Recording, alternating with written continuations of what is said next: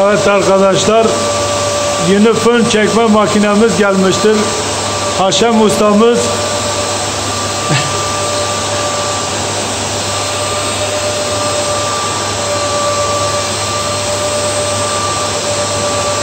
fönü iyi çeke Haşem.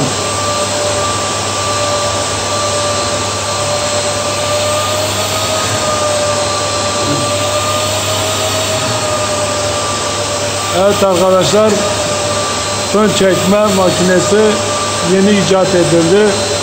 Haşem sen mi icat ettin?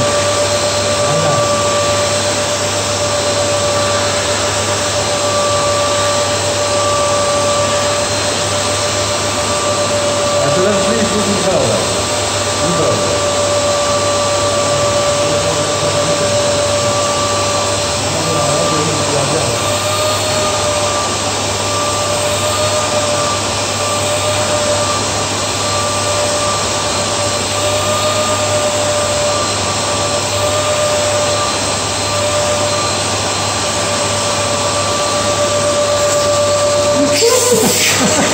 ne oldu?